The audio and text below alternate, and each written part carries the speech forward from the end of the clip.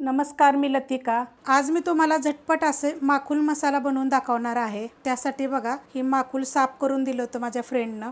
तर अशा पद्धतीत बघा साफ केलेलं आहे, सगळं साफ करून घेतलेलं आहे। तुम्हाला जर कसं साफ करायचं ह्याची जर व्हिडिओ पाहिजे असेल तर मला तुम्ही कमेंट करा, मी ते पण दाखवेन। आणि मस्त असं बघा साफ करून तुकडे करून दिलेले आहेत। तर आता आपण हे बनवायला घेऊया। तुम्ही ह्याला काय म्हणता जरा मला कमेंट करून सांगा।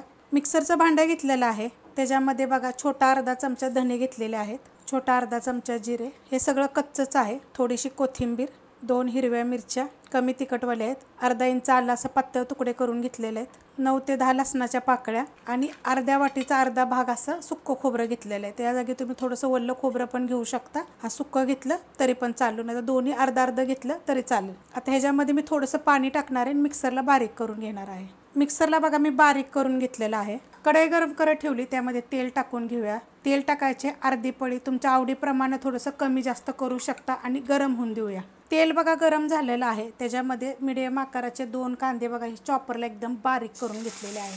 जेवढं बारीक कापल का नाही तेवढी त्याची ग्रेव्ही चांगली होते। कांदा चांगला आता हा भाजून घेऊया। कांदा बघा चांगला भाजलेला आहे, त्याच्यामध्ये मीडियम आकाराचे 2 टोमॅटो चॉपरला मी बारीक करून घेतलेले आहेत। आता हे पण ना 1-2 मिनटं चांगलं परतून घ्यायचं। 2 मिनटं मी परतून घेतलेलं आहे बघा, मीडियम गॅसवर, हा मोठा बनलेला गॅस आहे। आता साहित्य टाकून घेऊया। ह्यात टाकायचे थोडीशी हळद मिक्स करून घेतलेली आहे, घरची हळद आहे बघा, किती मस्त असे कलर आलेला आहे। ह्यात टाकायचे 1 चमचा गरम मसाला पावडर, ह्याची पण रेसिपी मी अपलोड केलेली आहे। आणि ह्याच्यात टाकायचे मिरची पावडर,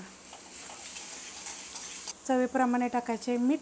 गॅस आहे मीडियम आणि 2 ते 3 मिनटं एकसारखं आपण ह्याला परतून घेऊया। 2 ते 3 मिनटं मस्त असं बघा परतून घेतलेलं आहे। आता ह्याच्यात टाकायचं आपल्याला हे वाटण जे आपण मिक्सरला बारीक केलं होतं, आणि आपल्याला हे काय करायचं, आता तेल सुटस्तोवर चांगलं परतून घ्यायचं आहे। मसाल्याला बघा तेल सुटस्तोवर चांगलं मी परतून घेतलेलं आहे, असं चांगलं मस्त असं परतून घ्यायचं। आता ह्याच्यामध्ये टाकून घेऊया।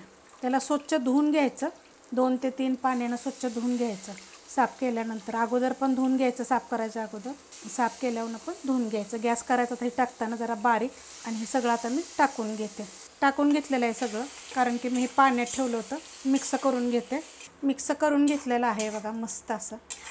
आता ह्याच्यामध्ये टाकायचे पाणी। आता ह्याच्यामध्ये पाणी कुठलं टाकायचं माहिती का, कोमट पाणी, तुम्ही साधं जरी टाकलं तरी पण चालेल। अर्धा ग्लास बघा मी पाणी टाकलेलं आहे, अशा आकाराचं आहे। मिक्स करून घेऊया।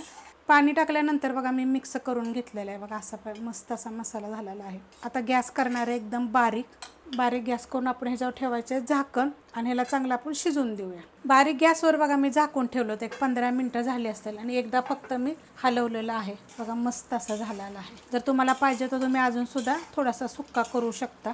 अशा पद्धतीत असला की नाही की मसाला बी खायला त्याच्याबरोबर छान लागतो।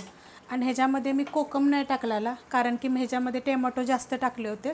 तुम्हाला पाहिजे तर तुम्ही कमी टाकलं असं, टोमॅटो कमी टाका आणि थोडासा कोकम टाकला किंवा कोकम आगळ जरी टाकलं तरी चालेल। करून बघा, असा मस्त असा होतो, चवीला पण इतका छान लागतो ना। रेसिपी आवडली तर लाईक करा, सबस्क्राईब करा, कमेंट करा आणि शेअर बी करा।